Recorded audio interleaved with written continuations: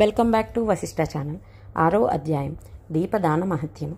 జనక మహారాజా, పరమపావనమైన ఈ కార్తీక మాసంలో దీపదానం సమస్త శుభాలను, సిరి సంపదలను, ముక్తిని కలిగిస్తుంది. ఈ నెల రోజులు శ్రీ మహావిష్ణువును పూజించిన వారికి అశ్వమేధ యాగం చేసిన ఫలితం కలుగుతుంది. ప్రత్తితో ఒత్తిని చేసి పిండితో చేసిన ప్రమిద యందుంచి అందు ఆవునేతిని గాని నూనెను గాని ఆముదాన్ని గాని వేసి దేవాలయమందు దీపారాధన చేసి దానిని దక్షిణ తాంబూలాదులతో సద్బ్రాహ్మణునకు దానమివ్వడం పుణ్యప్రదం. ఈ ప్రకారం ప్రతిదినం చేసి ఆఖరి రోజున దానమిస్తున్న బ్రాహ్మణునకు గోధుమ పిండితో చేసిన ప్రమిదలో నేతిని వేసి పైడిపత్తి వత్తినందుంచి వెలిగించి దానమిచ్చిన వారికి సకలైశ్వర్యములు మోక్షము సిద్ధిస్తాయి. ఇందుకు సంబంధించిన వితంతు ఉదంతాన్ని చెబుతాను విను. పూర్వము ద్రవిడ దేశంలో ఒక వితంతు ఉండేది. పెళ్ళైన కొద్ది కాలానికే భర్త చనిపోవడం వల్ల, తన వారంటూ ఆమెకెవ్వరూ లేకపోవడం వల్ల పరుల ఇళ్లలో దాసీ పనులు చేస్తుండేది. వారు పెట్టింది తింటూ వారిచ్చిన సొమ్ములు కూడగట్టుకుంటుండేది. వంట చేసుకోవడం కానీ డబ్బును ఖర్చు చేయడం కానీ ఆమెకు తెలియదు.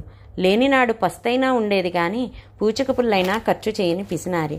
ఆమె తన వద్దనున్న ధనాన్ని వడ్డీలకిస్తుండేది. పూజలు పునస్కారాలు చేయడం ఆమెకు తెలియదు.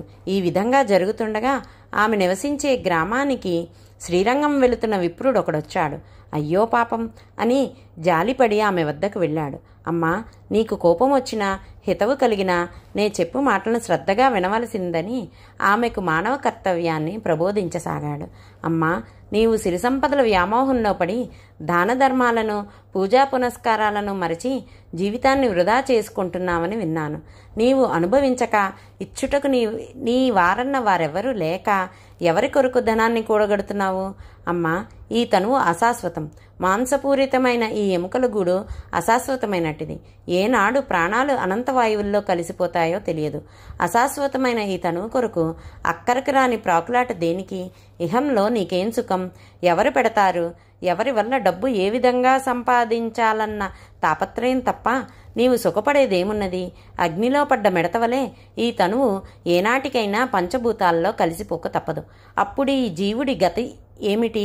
మరో జన్మ ఇలా జన్మజన్మల ఆరాటము పోరాటమేనా జీవికి లక్ష్యం? అజ్ఞానాంధకారంలో పడి బ్రతుకుని నిరర్ధకం చేసుకుంటున్నావు. దాన ధర్మాలు ఆరాధనలు చేసి భగవద్ధ్యానంలో తరించు. నలుగురిలో యశస్సును పొంది సుఖించు. ఇది కార్తీక మాసం, పుణ్యప్రదమైన మాసం. చేసిన సత్కార్యం ఏదైనా పుణ్య ఫలితాన్ని కలిగిస్తుంది.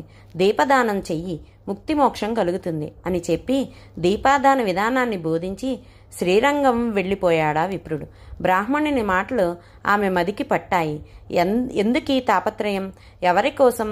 అందరిలో లోభినన్న అపకీర్తి తప్ప నాకింకేమున్నదని పరిపరి విధాలా విచారించింది.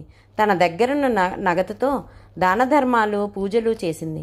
ప్రతిరోజు ఒక సద్బ్రాహ్మణునకు పిండితో చేసిన ప్రమిదతో దీపం వెలిగించి దానమిస్తుండేది. కార్తీక పురాణం వింటూ ఉండేది. ఇలా కాలం గడిచిన అనంతరం ఆమె తనువు ముగిసి కైవల్యాన్ని పొందింది. వితంతువునకు మోక్షప్రాప్తి కలిగిన దీపదాన మహత్యము కార్తీక పురాణం 6వ రోజు పారాయణ భాగం సమాప్తం. ధన్యవాదములు. Please like, share, subscribe our channel.